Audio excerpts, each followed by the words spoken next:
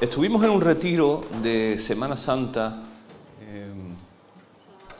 en Salamanca, correcto, y una de las palabras que se trajo, la trajo una persona que se llama Johnny Benrauter. Es un joven que, si Dios quiere, lo tendremos también en el campamento compartiendo. Es un chaval joven que el Señor lo usa de una manera increíble. Él trajo una palabra acerca de animarnos a orar por las personas, a orar por sanidad. Y va a ser una bendición este chaval en el campamento, estamos segurísimos. Pero él dijo una frase que a mí me llamó la atención y a partir de ahí he empezado pues a inquietarme acerca de estos temas, ¿no? Él dijo una frase con la que yo estoy parcialmente de acuerdo, y él dijo: es el tiempo donde pasamos del hombre de Dios a Dios en el hombre. En referencia a que quizás hemos entendido que Dios se movía exclusivamente por algunas personas en algunos momentos de la historia. Y él decía, así una referencia de que estamos en un mover ahora diferente, donde ya no se trata de que hay hombres o mujeres que simplemente tienen la unción para ciertas cosas, sino que es el tiempo donde todos los creyentes en todas las partes del mundo, en cualquier lugar, van a poder son un representante de hecho. Y esto es una doctrina que se llama el sacerdocio universal. No sé si has oído alguna vez hablar de esto, ¿verdad? Entonces es muy interesante esto. En lo que yo parcialmente no estoy de acuerdo es en que ahora es el tiempo. Yo creo que el tiempo comenzó con Jesús. Lo que sí es verdad que había una distorsión de esta doctrina y en un sentido hemos pretendido o creído que Dios se mueve solamente por algunos hombres en algún momento. ¿De acuerdo? ¿Este mejor? Sí. Vale. Sí, mejor. Gracias, Juan. Y yo quiero, por eso, necesito 2 semanas para poder traer esta palabra que considero que es muy importante, puesto que moviliza el cuerpo de Cristo. De tal manera que pone ahora en nuestro tejado una responsabilidad que en algunos casos, también por culpa de la Iglesia, se ha descargado solamente en algunas personas, los llamados hombres de Dios. Por eso esta primera parte la he titulado el hombre, o la mujer también, ¿vale? Pero el hombre como genérico, el hombre de Dios. Y Javi me puso, como dicen los taurinos, me dejó el toro en los medios, ¿verdad? Javi la semana pasada, porque él habló de esto, ¿no? De cómo el Señor honró la fe de aquellos hombres que trajeron al paralítico. Fíjate, y Dios se movió y se quedó asombrado por la fe de estos hombres, ¿no? Y precisamente son hombres que en la palabra de Dios ni sabemos sus nombres, son gente anónima totalmente, pero como ellos en el mundo entero, siempre en la historia, a pesar de la iglesia oficial, ha habido un mover de Dios en hombres y mujeres que quizás no han subido a ningún púlpito, que quizás sus nombres no son conocidos, pero nosotros y la iglesia institucional en general ha pensado que el mover, las cosas sagradas, las cosas de Dios, solo son para algunas personas tocados por la mano de Dios, simplemente. De tal manera que nos hemos descargado de la responsabilidad muchas veces de lo que tiene que ver con la obra de Dios y la hemos puesto en manos de personas que sí, es verdad, que son gente que Dios ha llamado para ciertas cosas, pero que no solo. Entonces necesito en 2 semanas poder traer esta palabra porque creo fuertemente en mi corazón, llevo orando por este tema mucho tiempo, que debemos de entender el peso que tiene la responsabilidad de ser sacerdotes en el nombre del Señor. De cada uno de nosotros representar a Dios aquí en la tierra. Y para lo que viene para nosotros, para lo que el Señor está trayendo a Olion en los últimos meses y lo que estamos soñando en los próximos años. Por eso también hemos invitado a este hombre, porque queremos que nos traiga una palabra en este sentido.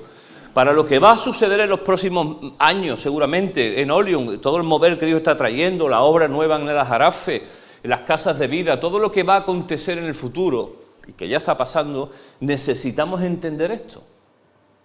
Y por eso en esta mañana lo que voy a es retraerme, vamos a ir un momentito a la antigüedad para ver el viejo sistema, cómo funcionaba, porque efectivamente así funcionaba en el viejo sistema, en el Antiguo Testamento, en el Antiguo Pacto, pero que fíjate,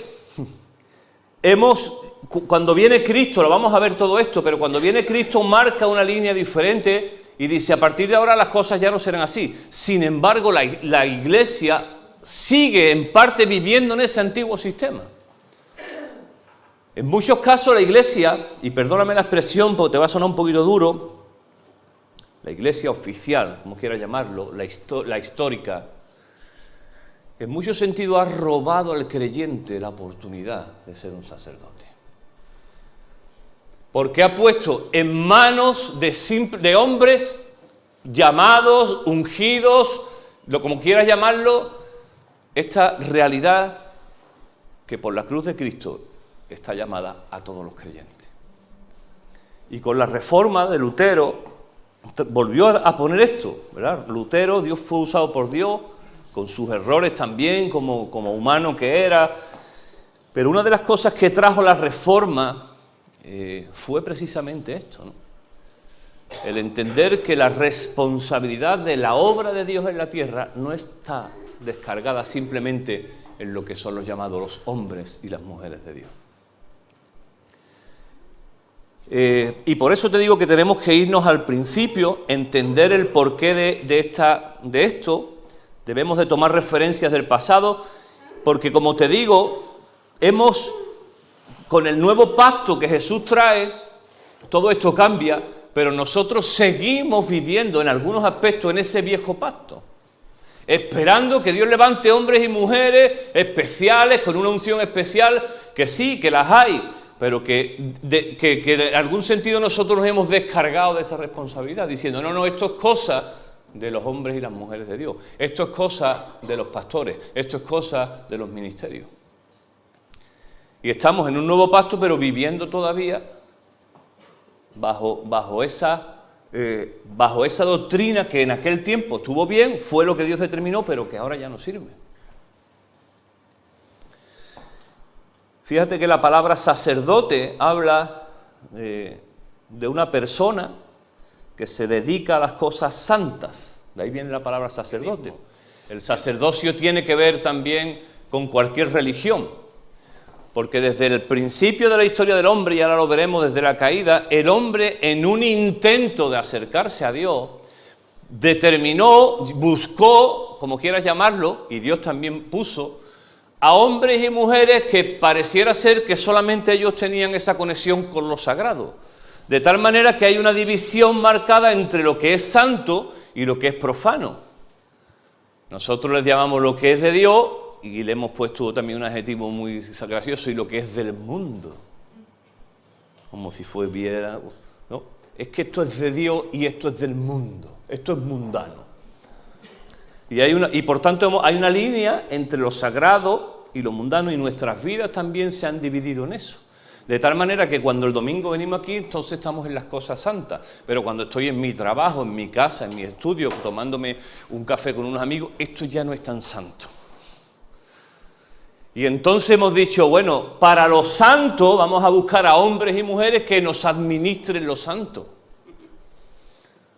Que ellos sean los encargados de bajar el cielo a nosotros, de traer la revelación, de hacer todo el trabajo santo, y nosotros nos dedicaremos a las cosas profanas, a trabajar y a otras cosas. Pero es que esa no es la obra de Cristo.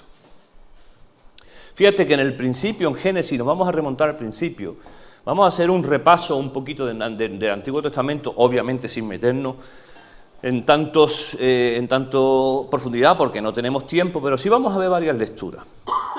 Dios comienza el relato de la creación en Génesis 1, y cuando va haciendo las diferentes cosas, la separación de las aguas, el cielo, los animales, siempre hay una coletilla en la palabra que dice, y todo lo que hizo Dios era ¿qué? Bueno. Todo lo que el Señor hizo era bueno.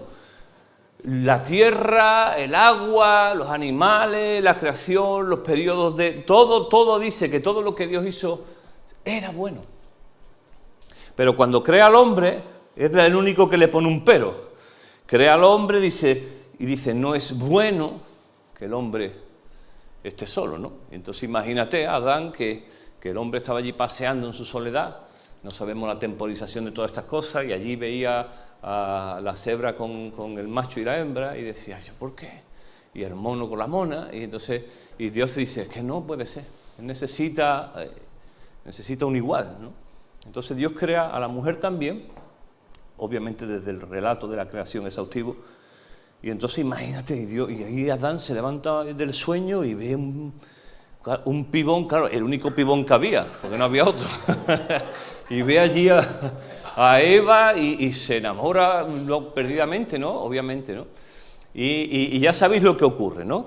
Y dice en Génesis 3 del 8 al 21, que cuando dice, y oyeron la voz de Jehová Dios que paseaba en el huerto al aire del día, y el hombre y su mujer se escondieron después de la caída, acuérdate de que toman del fruto de aquel árbol y viene la caída, y dice que se escondieron de la presencia del Señor entre los árboles del huerto, ¿no? Y Dios los llamó al hombre y le dijo, ¿dónde estás tú?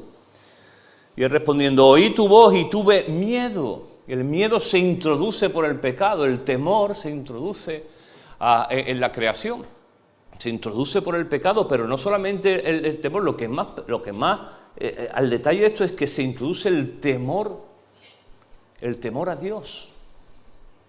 Dios que paseaban con ellos allí, que tenía una relación preciosa, ahora escuchan la voz del Creador y hay miedo en sus corazones, miedo de unas consecuencias, cosa que no había pasado antes de la caída, ¿verdad? Y entonces dice que tuve miedo porque estaba desnudo. Y antes no estaba y paseaba tranquilamente. Y dice que Dios le preguntó, ¿y quién te enseñó? ¿Has comido del árbol que yo te dije que no comiese? Y el hombre respondió, le echó la bulla a la mujer que me diste por compañera me dio del árbol y yo comí. Vaya tela. Entonces Jehová Dios dijo a la mujer, ¿qué es lo que has hecho? Y dijo la mujer, la serpiente me engañó. Ella le echó la culpa a la serpiente. Y comí. Y Jehová Dios le dijo a la serpiente, por cuanto esto hiciste, maldita será entre todas las bestias y entre todos los animales del campo. Sobre tu pecho andarás y comerás polvos todos los días de tu vida. Y pondré enemistad entre ti y la mujer, entre tu simiente y la simiente suya. Y ésta te herirá en la cabeza y tú le herirás en el calcañar. Y esto es profético acerca de la obra de Jesucristo, ¿verdad? Está hablando que su simiente iba a ser herida, obviamente por la muerte, pero que la simiente de esta mujer un día iba a herir a esa serpiente en la cabeza. Esto comienza ya a vislumbrarse, fíjate, desde el principio, comienza a vislumbrarse la obra de Cristo, ¿no? Y dice, a la mujer multiplicaré en gran manera los dolores de tus preñeces, con dolor darás luz a tus hijos, y tu deseo será para tu marido, y él se enseñoreará de ti. Y el hombre dijo, por cuanto obedeciste a la voz de tu mujer y comiste del árbol que te mandé, diciendo no comerás de él, maldita será la tierra por tu causa, con dolor comerás de ella todos los días de tu vida. Espinos y cardos te producirá y comerás plantas del campo, con el sudor de tu rostro comerás el pan hasta que vuelvas a la tierra. Hay que ver lo que tenemos que trabajar para vivir. Cuando uno lee esto entiende por qué nuestra vida se nos van los trabajos y tenemos siempre esa sensación de perder la vida de trabajando, ¿verdad? Y tiene que ver por lo que este hombre, este Adán. Pero era autónomo, ¿eh? Este es que no era autónomo. Y llamó a Adán al nombre de su mujer Eva, por cuanto ella era madre de todos. Y versículo 21 dice la palabra del Señor, y el Señor Jehová Dios hizo al hombre y su mujer túnicas de piel y los vistió. Qué interesante, porque para haber tomado esa túnica de piel tuvo que matar un animal. Y ahí vemos cómo ya Dios traza la manera de relacionarse con él. Ahora estaba el hombre desnudo, ya no se podía presentar delante de Dios por el temor, por la caída, y Dios dice, la única manera de presentarte delante de mí es cubriéndote. ¿Y cómo te vas a cubrir? Primeramente tiene que haber un derramamiento de sangre, tiene que haber un sacrificio. Y por eso cuando Dios pone aquellas túnicas de piel de animal, porque la palabra así lo dice, porque podía haber sido una piel de lino, de lo que sea por allí, una piel, una ropa, pero Dios dice la palabra ahí, lo deja marcado para nuestro entendimiento, y ahí también comenzamos a ver la obra de Cristo. Y de tal manera que Dios marca la forma ahora de relacionarse con Él. Ya no se podía relacionar el hombre como al principio, sin ningún tipo de problema, paseando en Edén con Él, desnudo, enseñoreándose de todo. Ahora no. Ahora la manera de relacionarnos con Dios desde aquel momento es cubriéndonos con una piel. Por tanto, tenía que haber un sacrificio de un animal. Había que hacer un derramamiento de sangre Y de esa manera Dios, de esa manera podíamos acercarnos a Él. Y se traza ahí, se comienza también a hablar el viejo pacto, que luego lo veremos un poquito más desarrollado. Tengo que hacer historia para llegar al punto donde estoy, ¿de acuerdo? Pero fíjate, ya vemos ahí que la forma de acercarnos a Él no había otra. Por nuestro pecado necesitábamos estar cubiertos. Tenía que cubrirse nuestra maldad. Y todo cambia. Nuestra forma de relacionarnos con Dios, de relacionarnos con el otro. El dolor y la vergüenza toma lugar en nuestro corazón, de tal manera que la historia del hombre desde aquel momento es un intento, no solo desde el judaísmo, antiguo pacto, sino desde todas las religiones. Fíjate que la historia del hombre siempre ha sido el intento, de alguna manera, de volver a relacionarnos con el Señor. De ahí vienen las religiones, los sacrificios, de ahí vienen un montón de historias, porque es un intento de volver al principio a esa relación perfecta que teníamos con el Señor, donde podíamos andar desnudos, podíamos estar de cualquier manera, pero Dios siempre nos veía bien. Pero por el pecado en nuestras vidas, aquello se rompió. Y se rompió nuestra relación con Dios, pero se rompió también nuestra relación entre nosotros. De ahí vienen todos los pleitos, todas las cosas que vivimos. Y la primera bronca que hubo, que registra la Biblia, es Adán y Eva, la mujer que me diste. Ella tiene culpa, a mí no me echa culpa. Y ella ya no tenía que echar, no había más nadie allí. Y decía, tú, la serpiente la que tiene culpa. Pero ya vemos cómo incluso con el medio nuestra relación se ha roto, ¿no? Vamos a dar un saltito a la vida de Abraham también.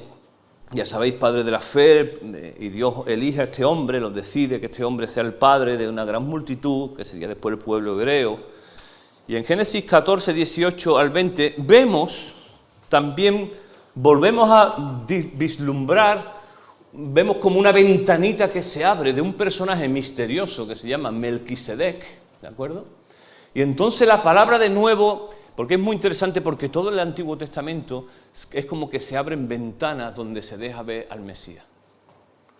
Lo vemos en el sacrificio, lo vemos a través de los profetas, lo vemos en tal. Pero aquí de nuevo aparece un personaje súper extraño, que no se conoce de él nada, que se llama Melquisedec, y dice la palabra del Señor que Abraham, que Melquisedec, ¿sabe qué significa Melquisedec? ¿Alguien lo sabe? Rey de justicia. Qué bonito, ¿no? Y dice que Melquisedec, rey de Salem, que algunos dicen rey de Jerusalén, y dice, y sacerdote del Dios Altísimo.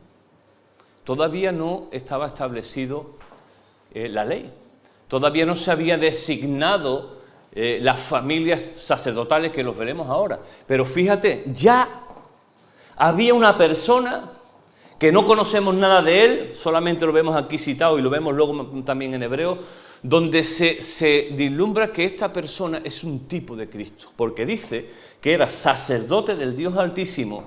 ¿Y sabes qué le dio a Abraham? No sé si te sonará. Pan y vino. Pan y vino. Interesante, ¿no? Lo mismo que Jesús usó en la Santa Cena, ¿no? Y de nuevo vemos esa ventana en el tiempo donde el Mesías se asoma en la persona misteriosa de Melquisedec. Y dice que a Abraham, que este hombre era un sacerdote, le dio pan y vino. Y dice que Melquisedec bendijo a Abraham con la siguiente bendición. Bendito sea Abraham por Dios Altísimo, creador de los cielos y de la tierra, y bendito sea Dios mío, Dios Altísimo, que derrotó a tus enemigos por ti. Y dice que Abraham, este hombre, te estoy recordando que todavía la ley no estaba puesta. Y dice la palabra que Abraham, ¿sabes qué hizo? Le dio el diezmo de todo lo que tenía a este hombre. Por eso alguna gente que dice, no, yo es que no creo en el diezmo porque es de la ley, pero es que el diezmo ya asoma antes de la ley. No, yo es que eso era una ley, y efectivamente fue una ley después, pero previamente había un principio. ¿Qué eso qué es, chiquillo? Que el principio era de bendecir. El principio de la ley del diezmo que vemos aquí es que Abraham estaba tan agradecido por esa bendición que Él decide de forma voluntaria bendecir también a este sacerdote. ¿De acuerdo? Entonces vemos la caída. Estar atento por aquí, no mira para allá, chiquillo, relajarse, estar atento aquí. Vemos el tema de la caída, vemos cómo Dios suple a través del sacrificio de un animal cubrir al hombre y la mujer. Vemos ahora que asoma a Melquisedec como un sacerdote, pero vamos un poquito más adelante y Dios levanta, estamos dando saltos grandes, y Dios levanta un libertador. Acuérdate que el pueblo de hebreo cae en manos de los egipcios. Al principio todo está muy bien, pero luego al final se convierten allí en esclavos y hay una presión sobre el pueblo. Y fíjate que Dios le había prometido a Abraham que sería una gran nación, que tendrían su propia tierra. Y vemos como que pareciera, por eso a mí me hace mucha gracia cuando a veces algunos de nosotros perdemos la calma cuando vemos los acontecimientos mundiales. Y viene un virus, no sé cuánto, y ¿qué va a pasar de nosotros? Como si Dios improvisara. Y vemos que aquí pareciera que el plan de Dios se trunca, parece que los hebreos ya no tenían futuro y sin embargo Dios levanta a Moisés, un libertador, lo levanta para sacar al pueblo también y llevarlo a esa tierra que él había prometido. Y en Éxodo 19 hay una promesa, pero es una promesa con un condicionante. Versículo 5 dice: ahora pues si diereis oído a mi voz y guardareis mi pacto, vosotros seréis mi especial tesoro sobre todos los pueblos, porque mía es toda la tierra. Versículo 6 dice: y vosotros me seréis un reino de sacerdotes y gente santa. Y estas palabras dirás a los hijos de Israel. Así que vemos una promesa impresionante. Y es que Dios le dice a través de Moisés a su gente: ustedes serán un reino de sacerdotes. No que habrá unos pocos de sacerdotes, no, que vosotros todos, el pueblo de Dios va a ser un reino que va a estar constituido por gente, por sacerdotes, gente que tiene acceso a las cosas santas de Dios, que no son algunos elegidos, sino habla de una multitud, de un pueblo entero que va a tener acceso hacia el lugar santísimo. Y entonces se establece una promesa, pero con un condicionante. Dice: si diereis oído a mi voz y si cumplierais mis mandamientos. Y entonces viene la ley. Y cuando los hombres y las mujeres de aquel tiempo leen la ley igual que nosotros, se dieron cuenta que era imposible cumplirla. Por tanto, ese condicionante tiene un peso grandísimo, de tal manera que por ese condicionante, los hombres no podían acercarse de cualquier manera a Dios. Y entonces Dios instituye el sacerdocio. No podemos acercarnos a Dios, no podemos ser sacerdotes, no podemos manejar las cosas santas porque no somos capaces de cumplir la ley, y Dios entonces establece el sacerdocio. ¿De acuerdo? ¿Me estáis siguiendo? Estamos un poquito así avanzando, pero necesito que entendáis qué es lo que ocurre en el pasado, cómo se instituyen los diferentes pactos, porque cuando lleguemos a Jesús tenemos que compararnos con el antiguo pacto y tenemos que ver qué cosas del antiguo pacto todavía están encarnadas en nuestro corazón. Y tenemos que derribar esas antiguas cosas.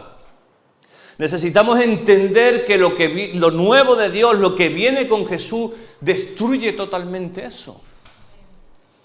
De tal manera que ya no son unos pocos los elegidos para entrar en la presencia de Dios.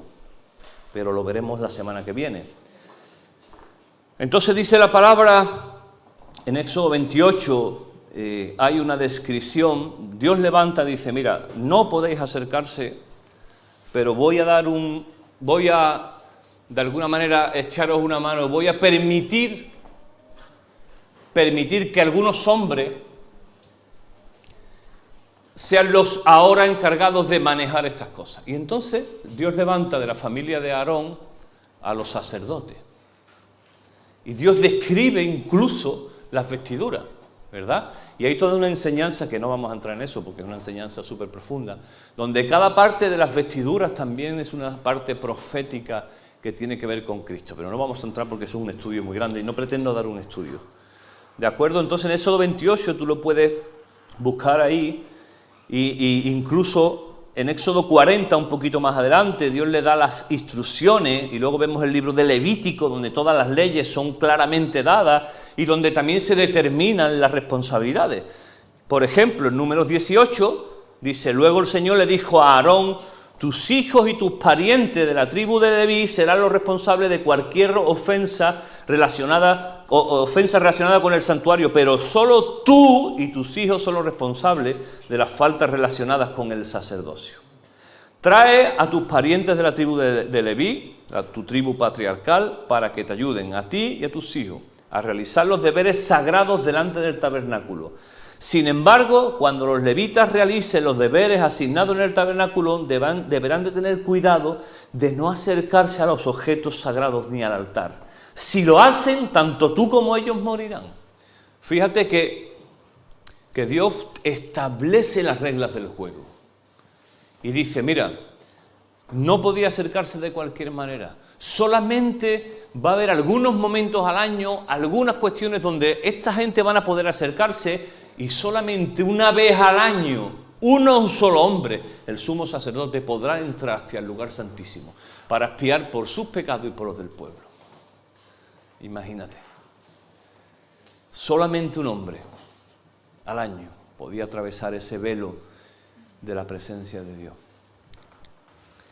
Dice la palabra, ustedes realizarán los deberes sagrados dentro del santuario y del altar. Si siguen estas instrucciones, el enojo del Señor nunca jamás se encenderá contra el pueblo de Israel. Yo mismo escogí a tus hermanos levitas de entre los israelitas para que sean tus ayudantes especiales. Ellos son un regalo para ti, dedicados al Señor para servir en el tabernáculo, pero tú y tus hijos, los sacerdotes, deben llevar a cabo personalmente todos los rituales sacerdotales relacionados con el altar, con todo lo que está detrás de la cortina interior. Yo te doy el sacerdocio como un privilegio de servicio. Cualquier persona que se acerque al santuario sin estar autorizada, dice la palabra de Dios, será ejecutada. Tela. Por eso cuando David se emociona, va al campo de los filisteos a coger el arca, lo cogen de cualquier manera, se va a caer el arca, vienen dos con muy buena intención intentan agarrar el arca y caen fulminados. Y dice, tú hombre, si lo que querían era ayudar, ¿cómo ha hecho esto el Señor? Está acoplando esto, ¿no? Sin embargo, Dios fue muy tajante en esto. Y dijo, solamente los que yo he designado para esto pueden entrar a ese lugar. Y era una cuestión de familia.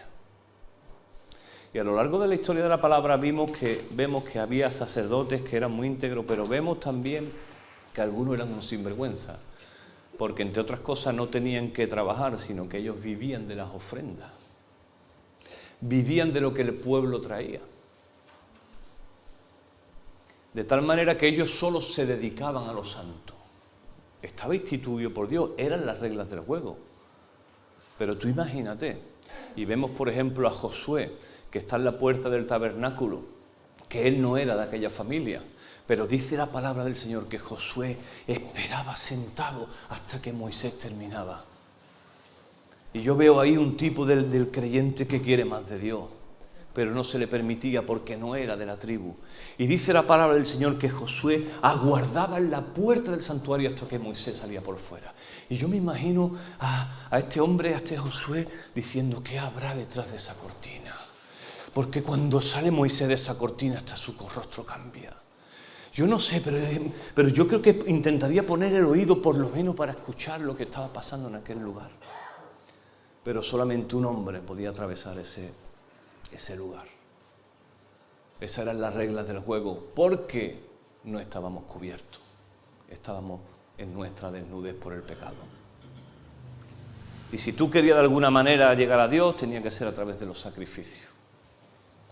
Esto siguió después del tabernáculo en el templo, el primer templo que fue destruido, el segundo templo que fue destruido.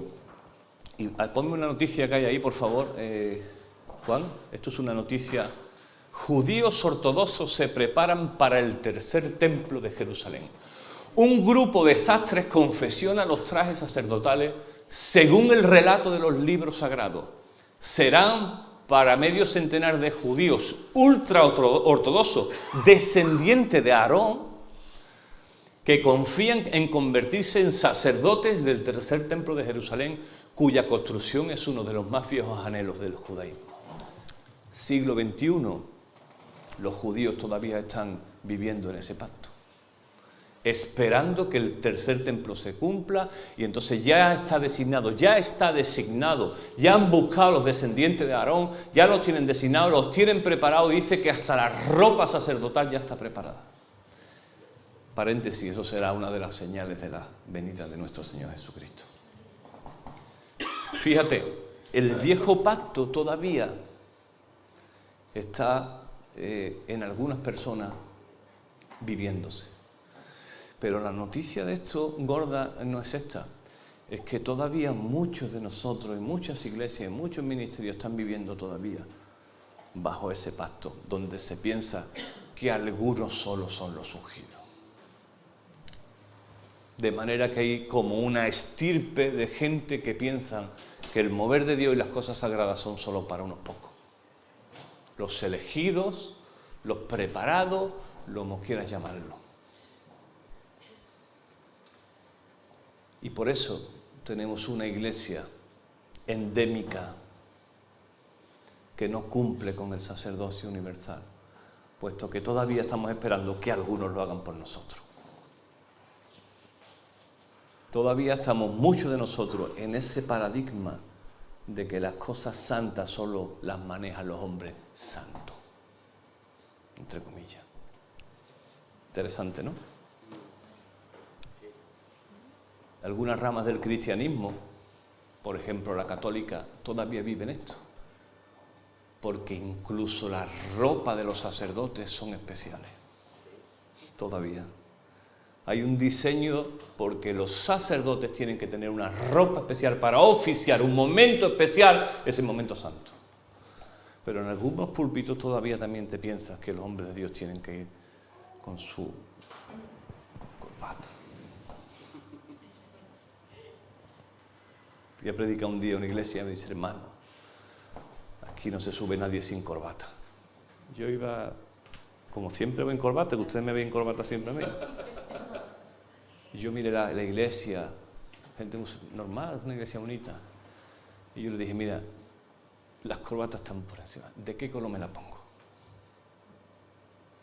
Porque para mí no es importante, pero si para ti lo es, ¿de qué color te gusta, hermano? Y me puse mi corbata a predicar. ¿Por qué? Porque yo no reparo en ese tipo de cuestiones. Si a los hermanos les bendice eso, pues bienvenido sea. ¿Me estás entendiendo? Yo no voy a juzgar ahora, esta gente ahora no voy a entrar en esos rollos porque a mí eso me da igual, porque yo quiero vivir lo de Dios, donde sea, yo quiero ser de bendición donde vaya. Y si tengo que vestirme de astronauta, me voy a vestir. Si a ti te bendice eso. Cierro paréntesis. Entonces vemos que ocurre eso, ¿verdad? Volvemos a la palabra anterior, a la promesa. Éxodo 19. Si diereis oído mi voz y guardareis mi pacto, vosotros seréis mi especial tesoro entre todos los pueblos, porque mía es toda la tierra. Y vosotros me seréis un reino de sacerdotes y gente santa. Pero llega Jesús. Y me encanta este texto donde Juan el Bautista ve venir a Jesús. Y podía decir, ahí viene mi primo, porque era su primo. ¿Verdad? Si hubiera sido gitanito, ahí viene mi primo. Y cuando ve venir a Jesús que baja, ¿sabes qué grita allí en la multitud? Estaba bautizando Juan. Y Juan estaba, esto es una escena brutal, que muchas veces leemos las cosas y no paramos en el calado. Y viene Jesús, y proféticamente, que Juan no sabía, yo creo que no sabía ni lo que estaba diciendo. Dice, ahí viene el Cordero que quita el pecado del mundo. Ahí viene el Cordero que cubre nuestra desnudez. Ahí viene el que ahora va a permitir por su sacrificio que nosotros podamos acercarnos a Dios de una manera diferente. Ahí viene el Cordero.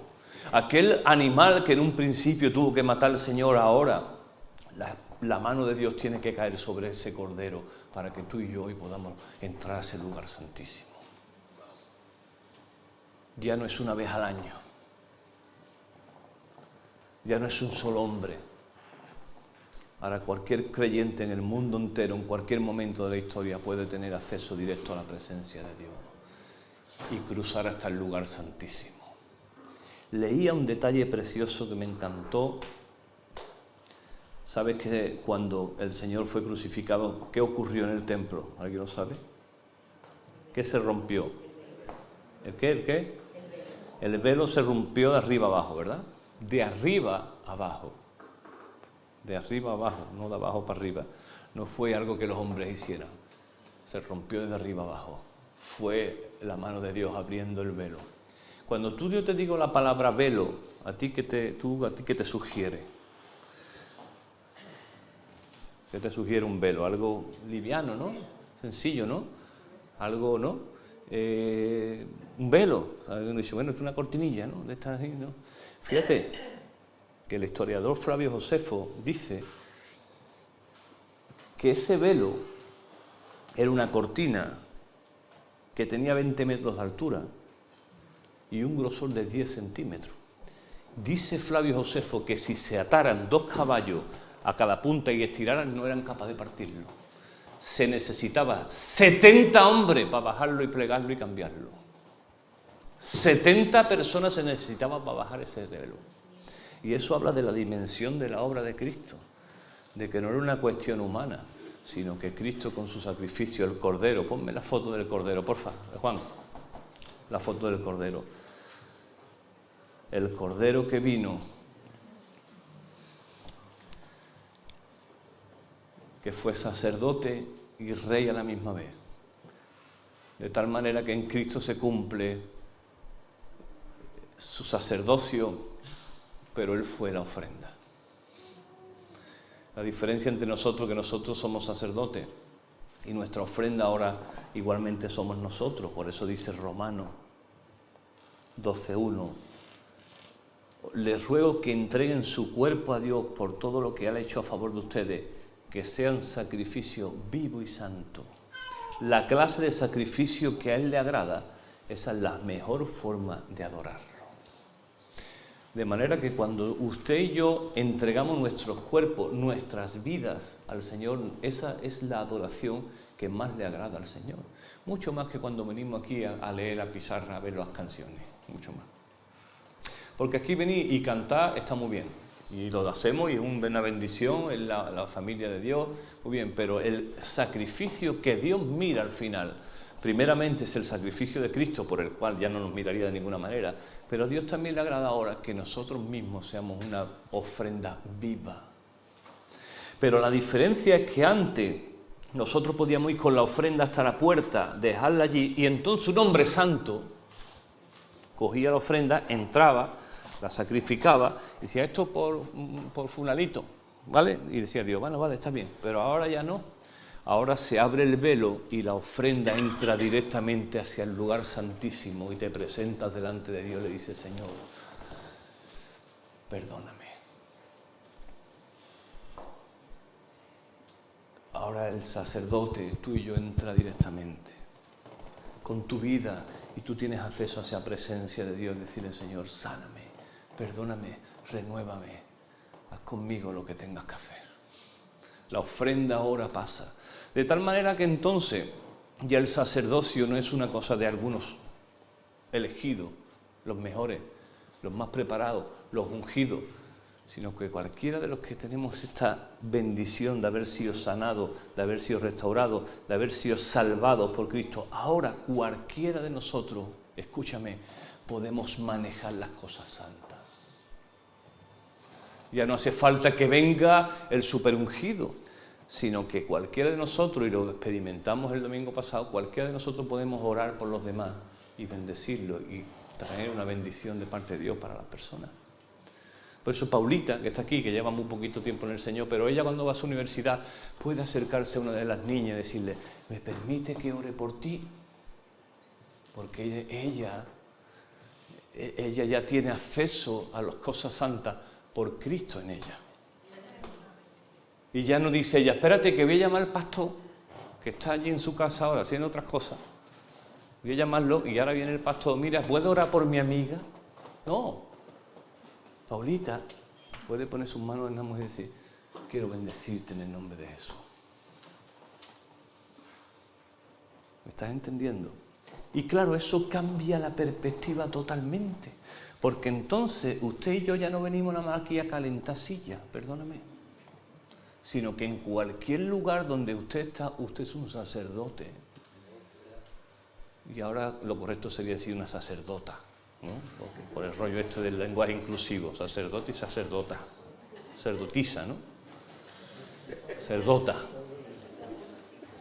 Entonces, esto es muy interesante, muy importante, porque por un lado hable una dimensión totalmente a cualquier creyente,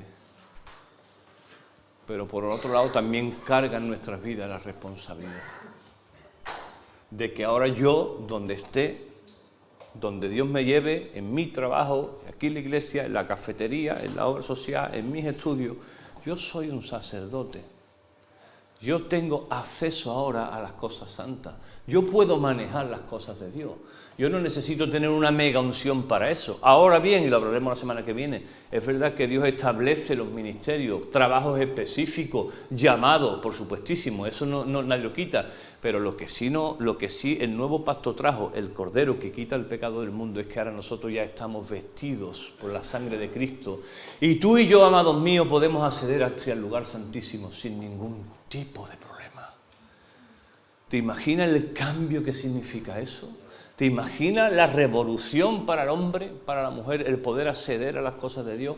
Por tanto, amados míos, ocurre lo siguiente, que cuando estos se manejan en términos naturales, la espiritualidad cobra un sentido natural en nuestras vidas. Y no hay una raya marcada ya entre lo profano y lo santo y lo del mundo, sino que todo, en cualquier lugar, en cualquier momento, menos el pecado, puede ser santo. Y tan santo es cuando usted viene aquí el domingo, gloria al Señor, con su mejor ropa de domingo y su cara de creyente. Es tan santo como cuando yo me voy a la cafetería ahí abajo y me tomo un café con una persona y puedo estar hablando de temas, puedo estar hablando de Dios, es tan santo eso como lo otro. ¿Por qué? Porque ahora el sacerdote soy yo y eres tú. De tal manera que tú puedes portar en tu diario vivir esa presencia de Dios que solamente algunas personas en el antiguo pacto podían hacerlo. Pero que nosotros, como todavía vivimos en ese... Seguimos creyendo que las cosas santas solo las pueden manejar aquellos hombres y mujeres santas. Pero es que resulta que dice la palabra que delante de Dios no puntuamos ninguno. Por cuanto todos pecaron y todos están destituidos de la gloria de Dios. Por eso el Cordero que viene a salvarnos, nuestro suficiente Redentor, la mano de Dios cae sobre ese Cordero, lo sacrifica y con sus pieles y su sangre te viste a ti. Y eso no es una cosa que ocurre una vez al año, eso ocurrió una vez en la vida y es para siempre, hasta que un día cara a cara besemos los pies de ese Cordero, que cuando vuelva ya no será un corderito así, ahora será un león rugiente. Esa es la gloria, ese es el llamado de los creyentes, eso es lo que siempre tuvo que haber sido, amados míos. Esto no es nuevo. Esto ocurrió en el cumplimiento del sacrificio de Jesús y una de las señales que nos habla de eso es ese rompimiento de ese velo. Se rompió el velo de arriba abajo para que ahora la presencia de Dios quedara descubierta, para que cualquier persona, cualquier edad, cualquier raza pudiera entrar a ese lugar, eso sí, vestido con la sangre de Cristo. Por eso, amado, lo que viene para nosotros tiene que venir con esta máxima. Y es que cualquiera de nosotros en su lugar va a poder ser un sacerdote y una sacerdotisa de las cosas de Dios. No hay que esperar que venga el pastor a hacerlo o el ungido. Y todo este tipo de cositas las estaremos viendo en el campamento porque vamos a profundizar un poco más. Yo solamente estoy haciendo hincapié. Y la semana que viene hablaremos de esto, porque te he hablado de todo lo que es el antiguo pacto hasta Cristo, pero te quiero hablar de Cristo en adelante. y dónde hemos errado en muchos aspectos y cosas que hemos malinterpretado. Y por eso la Iglesia en muchas partes del mundo sigue siendo endémica. Por eso no hay crecimiento entre nosotros. Por eso estamos muchas veces como estamos y le echamos la culpa. Es que nuestro país es un país muy duro, y es que España es un país muy duro, el cementerio de los ministerios, y cuánto. Estamos siempre echando la culpa de las cosas. Y tú sabes que es lo que estamos haciendo ni más ni menos que descargar nuestra responsabilidad. Nos estamos descargando de nuestra responsabilidad de ser embajadores de Cristo donde estemos. De tal manera que yo de lunes a sábado soy profano, no quería decir mundano, pero no, pero bueno. Pero el domingo, como vengo a las cosas santas, y aquí hay un sacerdote que administra a los santos, entonces domingo soy santo. Y hemos departamentado lo santo de lo mundano. Y debemos de llegar al punto donde todo lo que hagamos tenga que ver con el Señor. De tal manera que todo lo que hizo Dios, dice la palabra, fue bueno. Y todo lo que maneje nuestras vidas delante de Dios son buenas. Y te vuelvo a decir, todo es santo menos el pecado. Entonces te dejo la interrogante de qué va a pasar la semana que viene. Porque va a haber un desenlace de esto. Vamos a entrar un poquito más en profundidad en esto que te he abierto hoy. Porque hemos visto el antiguo pacto, cómo funcionaba, y hemos visto que hay un antes y un después de Cristo, y tenemos que ver qué ha ocurrido y por qué estamos como estamos. Y tenemos que tomar una responsabilidad al respecto. Y tenemos que decir, oye, si esto ya no es como era, ¿qué estoy haciendo en mi vida? Y tenemos que dar paso. Y por eso te digo que para lo que viene en nuestras vidas, que tiene que ver con el mover de Dios en las casas, que vamos a comenzar, si Dios quiere, prontito, estamos comenzando ya a trabajar cosas, vamos a necesitar en cada casa un embajador y una embajadora, un profeta y un maestro, en cada casa, que el Señor nos permita abrir por toda Sevilla y por donde Él quiera. Por eso es muy importante que entendamos que ya no es que el pastor tiene que ir ahora a todas las casas a predicar, sino que cualquiera de nosotros, entre nosotros, va a poder traer la palabra de Dios, o una enseñanza, o un servicio, o lo que tenga que traer. Obviamente desde el orden, desde todas las cosas. ¿Me estás entendiendo la importancia de esta palabra?